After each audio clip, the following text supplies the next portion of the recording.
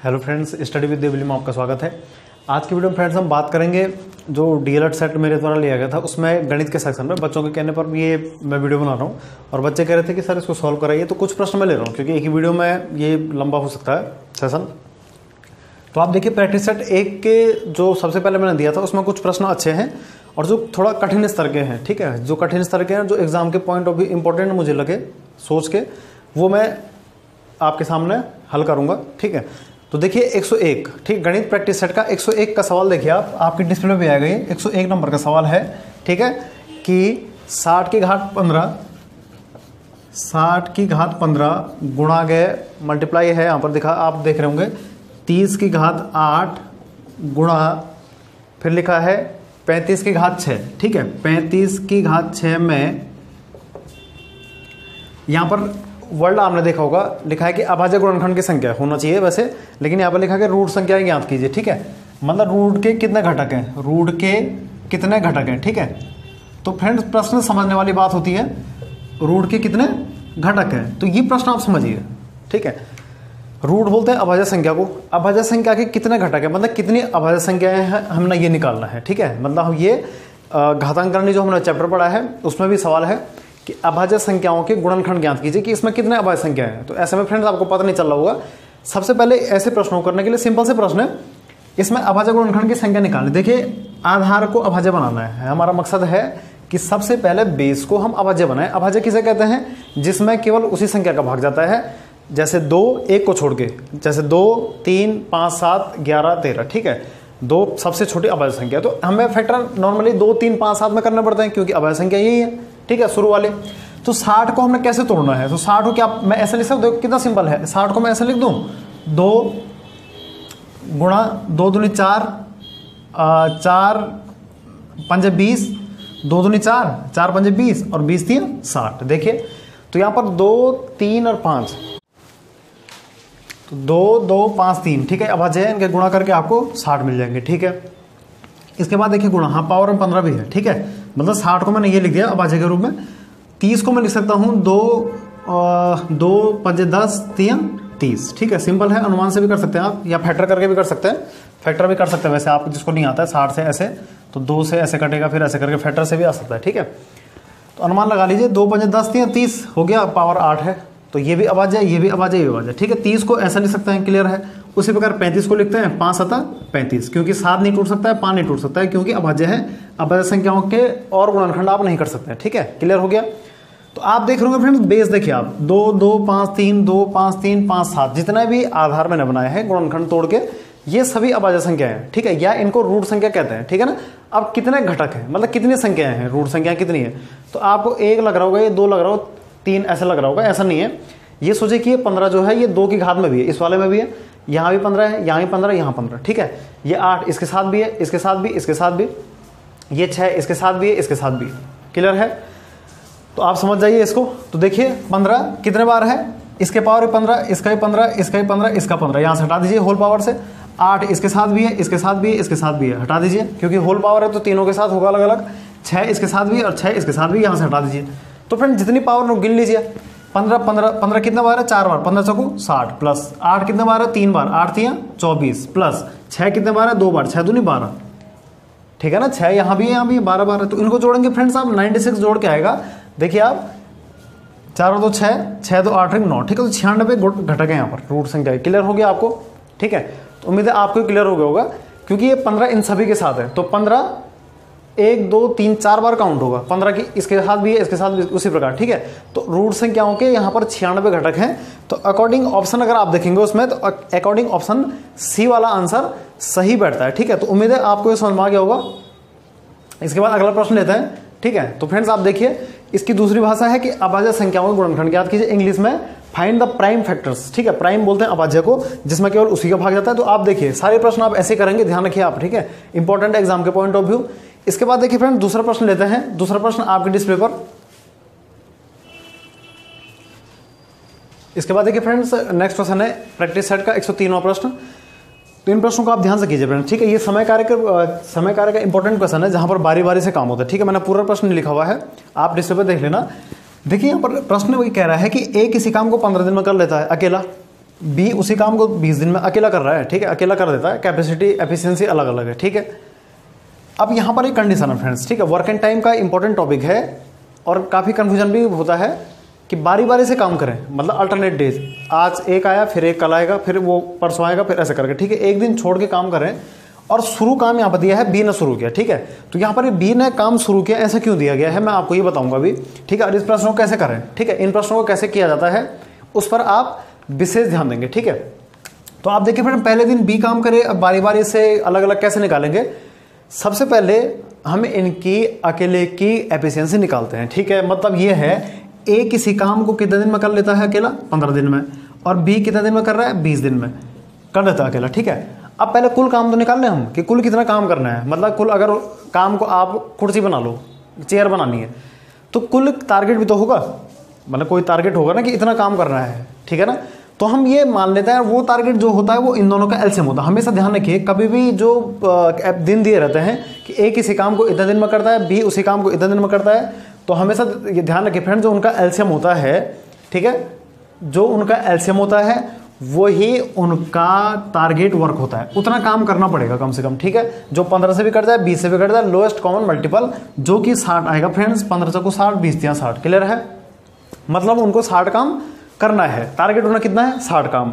और वो एक दिन में कितना काम करते हैं, सॉरी एक काम वो कितने दिन में कर रहे हैं, 15 दिन में, ठीक है। अकेले 15 दिन में कर रहा है ये 60 काम को, अकेले कह रहे हैं, अकेले 15 दिन में 60 काम करेगा ये, और अकेले बी करेगा 60 काम 20 दिन में, क्लियर हो गया, क्योंकि इनका एलसीएम आया। अब एक दिन में कितना करेगा ए, हमें एक दिन का निकालना है, क्योंकि पूरा टारगेट 60 उसका है, किसका, 60 वर्क का है, ठीक है ना। मतलब हमारा जो पूरा ये 60 आ रहा है एलसीएम, ये क्या है, कुल कार्य हो जाएगा, ठीक है। और जो कि ए 15 दिन में 60 काम कर लेता है, बी अकेला 20 दिन में 60 काम कर रहा है, तो एक दिन में कितना करेगा, आप इसका भाग दीजिए 4 बार, 15 चौको 60, और बी एक दिन में कितना करेगा, 20 थी, कितना बार कर जाएगा, 3 बार, 3, मतलब ए अकेला उस काम को 4 दिन में कर रहा है, बी 3 दिन में कर रहा है, ठीक है। उम्मीद है फ्रेंड्स आप ये समझ गए होंगे। मतलब ए एक दिन में 4 कुर्सी बनाता है और बी 3 कुर्सी बनाता है, ठीक है। ज़्यादा कौन बना रहा है, ए बना रहा है एक दिन में। ये कुल कार्य टारगेट 60 मान लिया, जो कि इनका एलसीएम है, आप समझ रहे होंगे इनमें क्या संबंध है, ठीक है। ये एक दिन का काम है दोनों का, और ये कुल काम है यहाँ पर, और ये जो अकेले अकेले पूरा काम का टारगेट है, तो ये स्पष्ट हो गया है, ठीक है। इसके बाद हमने क्या करना है, यहाँ पर एक परेशानी है कि बारी बारी से काम कर रहे हैं, ठीक है। सबसे पहले आप ये देखिए कि 2 दिन में कितना काम हो रहा है, ये देखिए। पहले दिन कौन आया, साफ साफ बताया, बी आया है, तो बी ने पहले दिन कितना काम किया, सॉरी ये है बी, एक दिन में कितना काम कर रहा है, 3, तो बी ने पहले दिन कितना काम किया, 3 काम किया। फिर अगले दिन कौन आया, ए आएगा ना, बी ए बी ऐसा चलेगा। और ये भी ध्यान रखिए फ्रेंड्स, आप पहले दिन कौन आया, ध्यान रखिए पहले दिन बी आ रखा है यहाँ पर, और एक विषम संख्या होती है, मतलब ऑड डे, ठीक है। ये एक पहले दिन आया, फिर दूसरे दिन, फिर पहले दिन, फिर दूसरा, फिर पहला, फिर दूसरा, पहला दूसरा, ऐसा करके चलेगा, ठीक है। आपको मैं समझा भी रहा हूँ। तो यहाँ पर आप देखिए जो बी है वो ऑड दिन आ रहा है, ऑड डे आ रहा है, मतलब विषम दिन आ रहा है, और ए आएगा इवन का जो दिन होगा 2, 4, 6, 8, आप इस समझ गए। तो पहले दिन बी आया, अब ऐसा करेंगे एग्जाम में तो लंबा पड़ जाएगा। अब पहले दिन कौन आया, बी ने कितना काम किया, 3 काम, देखो एक दिन में 3 कर। अगले दिन कौन आएगा, केवल ए आएगा, बी तो नहीं आएगा अगले दिन। अब ए एक दिन में कितने काम कर रहा है, 4 काम, तो अगले दिन वो कितना काम करके जाएगा, वो अपना 4 काम निपटा के जाएगा। अब फिर पूरा लिखेंगे तो बहुत लंबा ये पड़ जाएगा, तो फिलहाल आप केवल ये 2 दिन का टारगेट रखो, ठीक है। यहाँ पर आप समझ गए कि पहले दिन बी आया, इसने 3 काम करके चला गया, फिर अगले दिन ए आया, समित इवन डे पे आ रहा है, अगले दिन ए आया 4 काम करके चला गया। मतलब ये हुआ कि कुल कितने दिन काम हो गए फ्रेंड्स, आपके सामने की बात है, 2 दिन काम हो गए। एक दिन इसने काम किया, एक दिन इसने काम किया, और 2 दिन में 4 और 3 7 काम हो गए। कोई गलत तो नहीं कर रहा हूं मैं, आप देखिए, अगर कुछ गलत हो तो बताइए, ठीक है। आप देखिए इसको कि 2 दिन में, क्योंकि मैं पूरा लिखेंगे इसको आगे तो लंबा पड़ जाएगा, केवल 2 दिन का निकालिए, ठीक है। पहले दिन दूसरे दिन, तो 2 दिन देखिए, पहला दिन दूसरा दिन, 2 दिन में 4 और 3 7 काम हो चुका है, क्लियर है।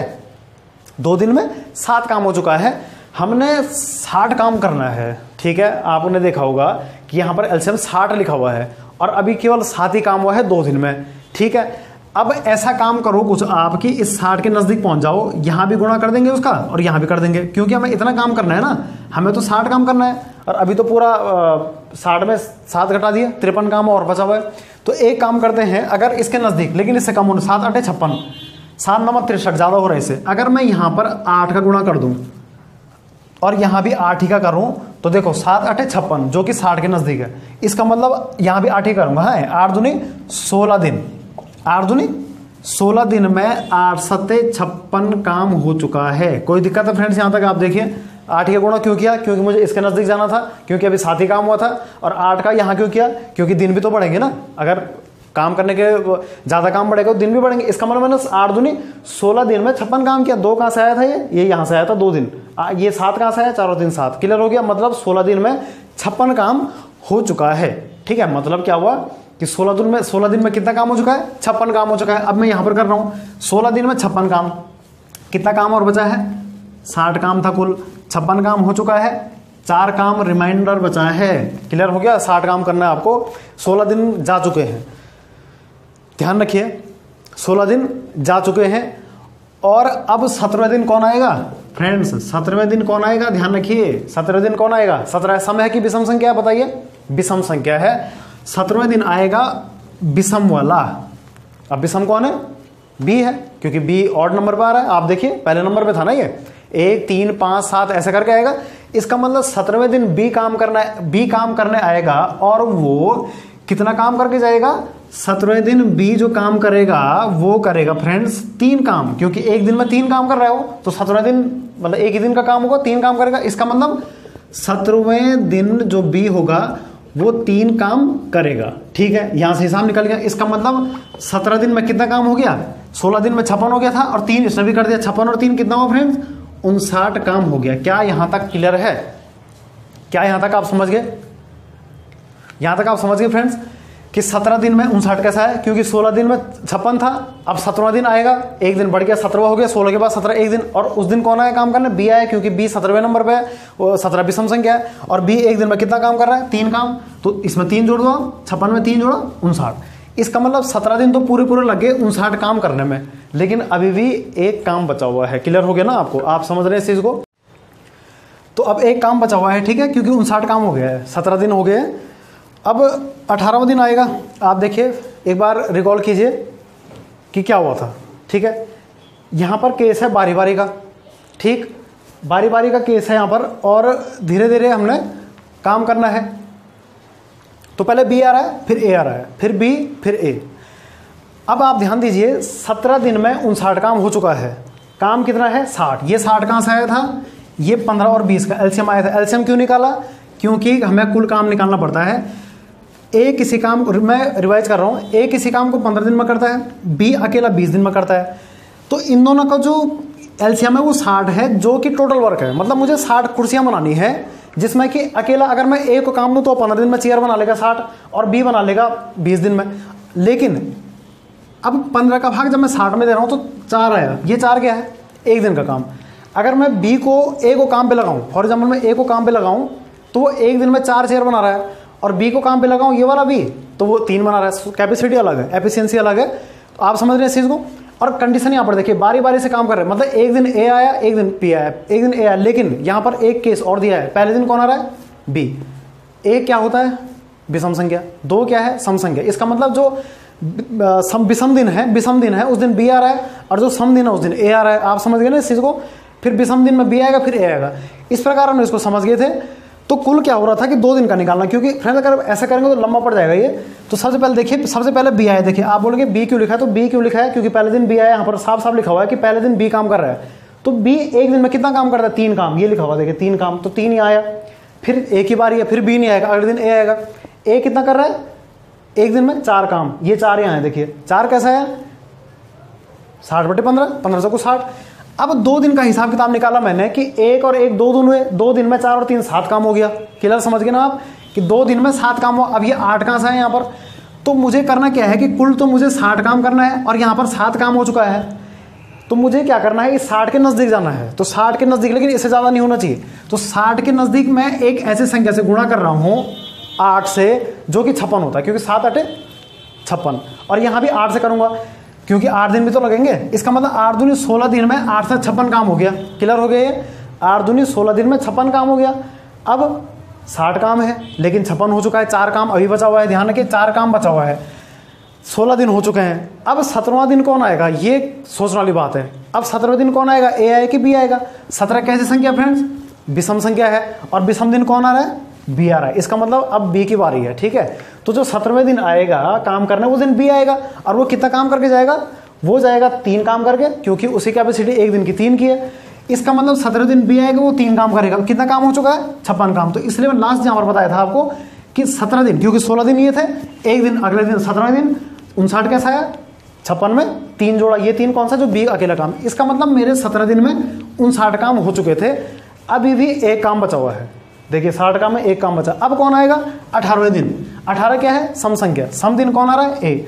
इसका मतलब ये हुआ कि देखिए 17 दिन तो पूरे लगे, ठीक है, क्योंकि 18 दिन तो ए, देखो काम कितना कर रह गया, रिमाइंडर एक दिन रह गया ना, एक काम रह गया, क्योंकि यहाँ पर आप देखिए 59 काम हो चुका है, एक काम रह गया।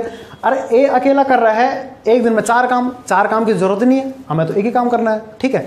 तो जितना काम रह गया उसको ऊपर लिखो और जितना वो कर सकता है ए वाला कैपेसिटी नीचे लिखो। तो कुल जो डे लग जाएंगे फ्रेंड्स 17 सही 1/4 दिन, अकॉर्डिंग ऑप्शन डिस्प्ले पे आप देखना सी वाला ऑप्शन है, 17 सही 1/4 दिन में पूरा काम खत्म हो जाएगा। क्योंकि यहाँ पर आप समझ रहे होंगे, क्योंकि काम एक ही रह गया था और बी वैसे भी 4 काम करता है, इतनी की जरूरत नहीं है। तो एक काम रह गया है और 4 काम बी ए की कैपेसिटी है और 17 दिन पूरे लग चुके हैं। इसका मतलब 17 दिन पूरे लगेंगे, अगले दिन का चौथा भाग लग रहा है। क्लियर हो गया, ठीक है। इसके बाद देखिए दूसरा क्वेश्चन आपके डिस्प्ले पर, दूसरा क्वेश्चन डिस्प्ले पर है, तो मैं दूसरा क्वेश्चन नोट कर लेता हूँ। तो इसके बाद देखिए फ्रेंड 3 की घात 21 को हमने डिवाइड करना 5 से, ऐसे सवाल है, सिंपल है। क्वेश्चन नंबर 141 प्रैक्टिस नंबर 1 का सवाल, ठीक है। या तो उसमें देख लेना आप, डिस्क्रिप्शन बॉक्स में मैं दे दूंगा उसका लिंक, ठीक है। 3 की घात 21, अब आप 3 गुणा 3 तो करेंगे नहीं, 3 की घात 21 का मतलब यही हुआ, और उसको 5 से डिवाइड करना। तो रिमाइंडर पूछ रहा है, देखिए यहाँ पर भागफल नहीं पूछ रहा है, शेष फल पूछ रहा है। देखिए भाग देने पर यहाँ पर पूछा गया शेष कितना है। तो अंक कोई भी हो, ध्यान रखना मेथड नहीं होगा चेंज, ठीक है। क्या किया जाए, क्या 21 को ऐसे लिख सकते हैं, 21 ही नहीं बल्कि पावर पूरा 3 की घात 21 को अगर मैं ऐसे लिखूँ तो गलत तो नहीं है, क्योंकि तो 3 की घात 3 की होल पावर 7/5, ठीक है। क्वेश्चन दिख रहा होगा आपको। तो ऐसा क्यों लिखा गया है, ऐसा इसलिए लिखा है ताकि 7 या 21 हो जाए, ये फिक्स है। वैसे हम 4 पावर बनाते हैं, हमेशा ध्यान रखिए आप, पावर को 4 बनाना चाहिए, लेकिन यहाँ पर वो कंडीशन नहीं बन रही, क्योंकि 7 चौको 28 होता है, 21 नहीं होता है, इसलिए मैंने यहाँ पर 3 लिखा हुआ अपनी सहूलत के लिए। अब आप क्या कर रहे हैं कि 3 की घात 3 को 5 से भाग देने पर कितना बचेगा, ये बताना सरल है बजाय इसके, क्योंकि हम पहले अंदर वाला सॉल्व करेंगे, बाहर का 7 आप छोड़ दो फिलहाल। तो 3 की घात 3 को 5 से भाग देंगे, शेषफल क्या बचेगा। अब 3 की घात 3 के लिए टाइम तो लगेगा नहीं, आप जल्दी से कर सकते हैं। 3 3 9 3 27/5, ठीक है। बाहर से 7 भी है, कोई गलत तो नहीं है इसमें। आप 3 की घात 21 बोले या 27 की घात 7 बोले, एक ही तो बात है, क्योंकि मैंने 3 की घात 21 को क्या लिखा, 3 की क्यूब और बाहर से 7, और मैंने इसका गुणा कर दिया, तो गलत तो नहीं लिखा, ठीक है ना। तो 3 3 3 9 3 27 हुआ, 27 या 27 का तो आप 7 लिख दो। अब आप एक चीज़ देखिए, 5 का भाग जब आप 27 में देंगे तो कितना बचता है, 5 का भाग 27 में देंगे कितना बचेगा, 2 बचता है। आप इसका भाग देंगे इसमें, क्योंकि ओवरऑल भाग देना आसान नहीं है, तो आप 5 का भाग 21 में देंगे, सॉरी 27 में देंगे, 5 5 25 होता है, रिमाइंडर 2 बचा, 2 आंसर नहीं है अभी, ठीक है। 2 यहाँ पर रख दीजिए आप। तो 27/5 यहाँ पर पावर में 7 था, 27 की घात 7 हुआ, रिमाइंडर कितना बचा, 2 बचा, ये वाला। मैं 5 का भाग इसमें दे रहा हूँ 27 में, तो भाग यहाँ पर मैं शेषफल लिख रहा हूँ, है ऊपर से 7, ठीक है। फिर बटे 5 करो, मतलब मैं रिमाइंडर की पावर लिखी हुई है, ठीक है। पहले 27 बटे ये था, आप देख लीजिए ध्यान से एक बार इसको, ये 2 कहाँ से आया, 5 का भाग 27 में दिया, रिमाइंडर लिखा हुआ है। अब ये 7 कहाँ है, ये अपनी जगह पहले से जो बना हुआ है, ठीक है। अब आप देखिए 2 की घात 7 कितना होता है, ये भी आप कर सकते हैं।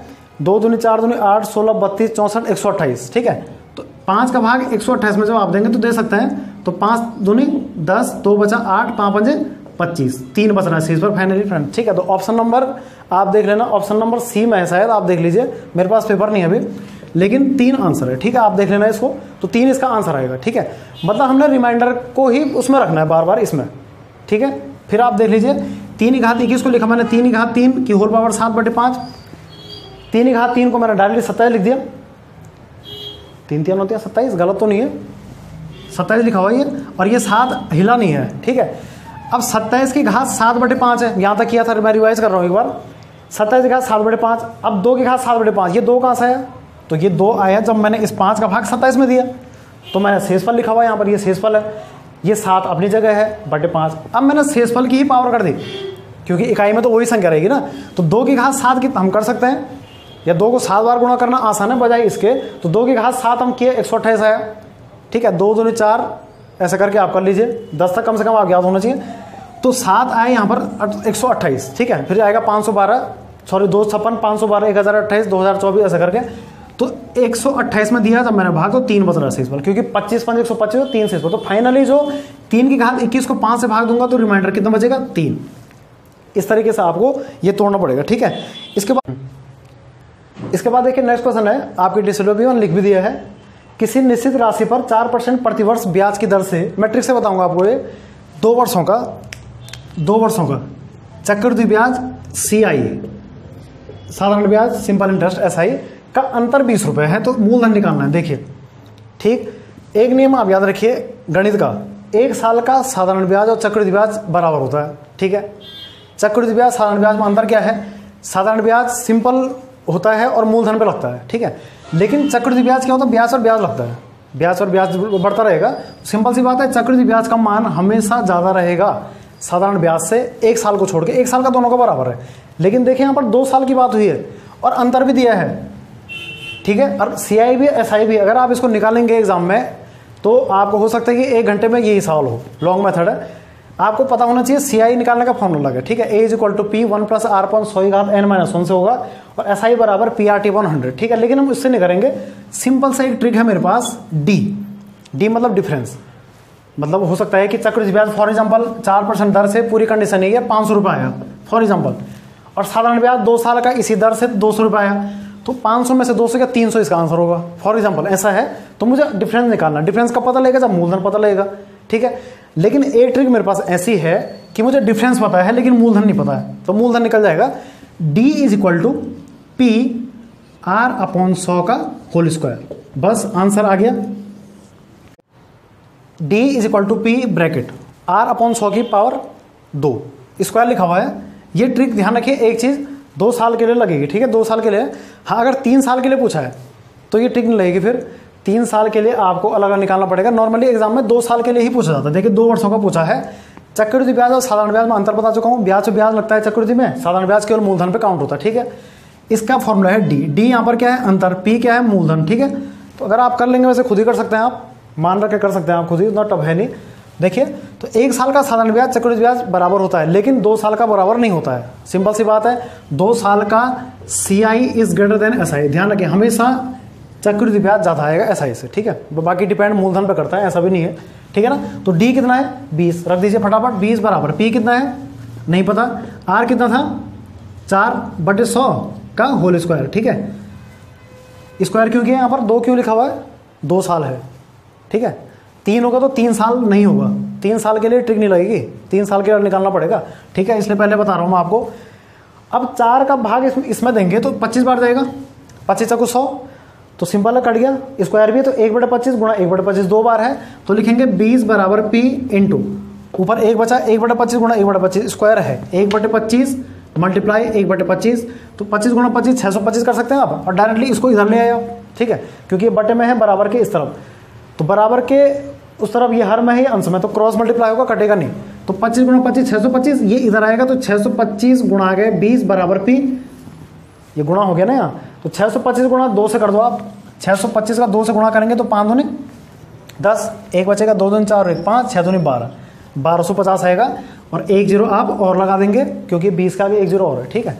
तो 12,500 हमारा प्राइम मनी आ रहा, प्राइमरी कह सकते हैं आप, मूलधन, ठीक है, जिस पर कि 2 वर्ष का अलग अलग चक्रवृद्धि ब्याज साधारण ब्याज का डिफरेंस 20 रुपये था। तो ये ट्रिक आप याद रखिए। कभी कभार क्या होता है, अंतर नहीं दिया रहेगा, अंतर नहीं दिया रहेगा, ये दिया रहेगा तो कुछ भी नहीं है, फॉर्मूला तो सेम रहेगा ना, हमें तो यही निकालना है, तो ये दिया रहेगा ये दिया रहेगा, तो और सरल है, ठीक है। तो कब हो सकता है कभी दर निकालनी हो तो फॉर्मूला सेम रखेंगे, लेकिन ध्यान रखिए, इसमें ध्यान देने वाली बात है, समय 2 वर्ष होना चाहिए, ठीक है। 1 वर्ष का तो सेम रहेगा साधारण ब्याज चक्रवृद्धि ब्याज, 2 साल के लिए ये ट्रिक, 3 साल के लिए ये ट्रिक नहीं, 3 साल के लिए आपको अलग काउंट करना पड़ेगा, जो CI का फॉर्मूला है, ठीक है।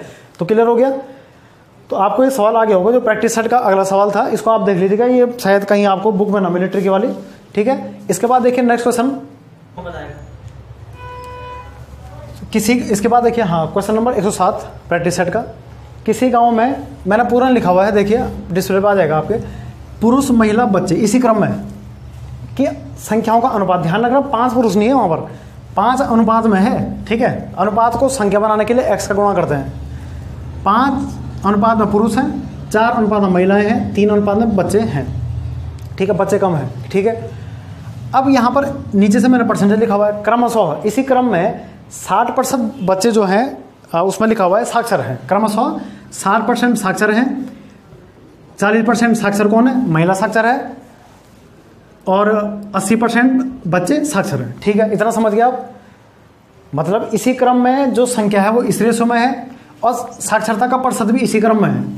पूछ रहा है कि निरक्षरों की संख्या निकालनी है, परसेंटेज में निरक्षर कितना परसेंट है, तो ये भी अच्छा प्रश्न है, परसेंटेज का भी है और अनुपात समानुपात का प्रश्न भी पूछा गया एक साथ, ठीक है। तो सबसे पहले ये पता करें कि पुरुष कितने हैं वहाँ, तो मान लेते हैं। ध्यान रखना फ्रेंड्स, आप एक चीज़ याद रखो, रटेंगे नहीं इसको, कभी भी आप अनुपात में x का गुणा करेंगे तो संख्या बन जाती है। कभी भी अनुपात में x का गुणा करें, ध्यान रखिए पुरुष का अनुपात कितना था 5, कितने पुरुष हैं 5x, ठीक है। महिला कितनी थी 4, संख्या कितनी होगी महिलाओं की 4x, ये x क्या है मैं बाद में बताऊंगा। बच्चे कितने हैं 3, संख्या कितनी है 3x, बच्चों का अनुपात 3 का है, ठीक है। तो बच्चों का अनुपात 3 का है और कुल उनकी संख्या हम जोड़ देंगे, ठीक है, या जोड़ सकते हैं आप, परसेंटेज निकाल लो, तो आप इसको समझ जाओ, ठीक है। ये मैंने संख्या निकाली है, ये अनुपात है, ये x वो संख्या जो बाद में इनको काटेगी बराबर, ठीक है, इनका एच होगा बाद में हो। मैं कह सकता हूँ गाँव में 5x लोग पुरुष हैं, गाँव में 4x महिलाएं हैं और गाँव में 3x बच्चे हैं। अब इस 5x कुल पुरुषों का 60% साक्षर है, कुल महिलाओं का 40% साक्षर है, कुल बच्चों का कुल बच्चों का 80% साक्षर है, ऐसा दिया गया है, ठीक है। मतलब अनुपात को पहले ऐसा करना है पहले स्टेप, और दूसरे स्टेप में परसेंटेज निकालना है, ठीक है। अब परसेंटेज निकालने के लिए क्या करेंगे, ठीक है, परसेंटेज निकालने के लिए अलग अलग आप जोड़ दीजिए, ये अलग अलग आप गुणा करके प्लस कर दीजिए, ठीक है। तो देखिए कुल बच्चों का कुल पुरुषों का 5x, मैं यहाँ पर लिख रहा हूँ छोटे, उसमें वहाँ पर जगह नहीं है। 5x का कितना परसेंट, ये है ना पुरुष, कितना परसेंट 60% साक्षर है, ये लो, ठीक है, प्लस ये तो पूछा गया है कुल महिलाओं का, कुल महिला ये है, ये नहीं है महिला कुल, ये है कुल महिलाओं का 40%, मतलब 4x का 40% ये साक्षर आ रहे हैं, ठीक है। कुल बच्चे 3x है, इनका 80% साक्षर है, तो कर दो प्लस, प्लस ही करेंगे ना क्योंकि कुल करेंगे, 3x का 80% ये बच्चे हैं, ये साक्षर हैं। तो जरा इनको हम देख लेते हैं कितने हैं, ये इनको हम देख लेते हैं कितने हैं।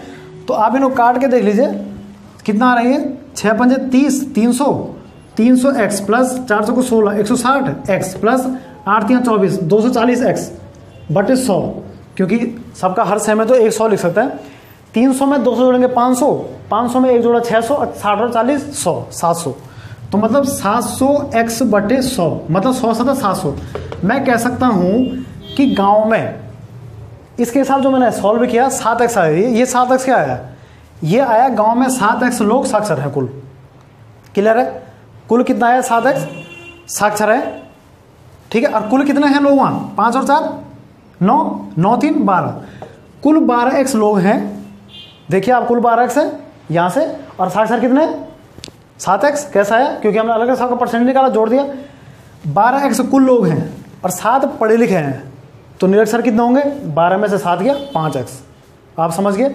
इसका मतलब गांव में जो निरक्षरों की संख्या होगी, सबसे पहले मैं उसको मिटा देता हूं, आपने कर दिया होगा। कुल लोग 12x हैं, इनको जोड़ के आया है, ठीक है, ये कुल लोग हैं। इनमें से अगर मैं साक्षर वाले घटा दूं तो निरक्षर आएंगे, कोई दिक्कत नहीं है, निरक्षर आ गए।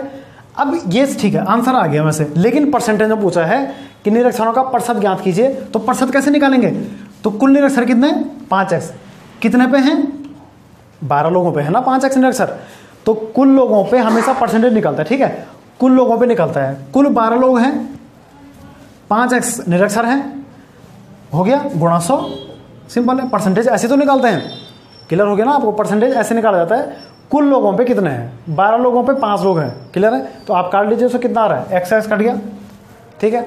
और ये 2 से काट दिए, 2 6 12, 2 5 10 0, फिर 2 से काट दो, 2 3 6, 2 से 25 बार, 25 5 125 बटे 3%, ऐसा लिख सकते हैं। या आप इसको मिश्रित भिन्न में लिख लीजिए खुद ही, ठीक है। तो मिश्रित भिन्न में भी आप कर लीजिए, 3 का भाग 125 में देंगे, 3 चकू 12, 5 बचा 3 एकम 3, 2 बचा 41, सही 2 बटे 3%, ठीक है। ये क्या है निरक्षर, जिनकी संख्या कितनी थी 5x। ये 5x कैसा आया, 12 में से 7 घटाया, 12 कहाँ से आया, कुल लोग जो थे। 7 कहाँ से आया, जितने साक्षर थे, ठीक है। ये देखो 5x का 60% कुल 700x/7 हुआ, तो 7x आया कुल साक्षरों की संख्या, ठीक है ना। तो आप समझ होंगे फ्रेंड्स इसको, तो उम्मीद है आपको ये टाइप भी आ गया होगा, ठीक है। तो इसके बाद हम अगली वीडियो में अन्य सेट करेंगे कुछ क्वेश्चन। तो आपको वीडियो पसंद है तो लाइक शेयर सब्सक्राइब कीजिए। अगली वीडियो में प्रैक्टिस 2 के करेंगे, कुछ प्रश्न हम करेंगे, क्योंकि एक ही वीडियो में ये नहीं हो पाएगा, ठीक है। Thank you.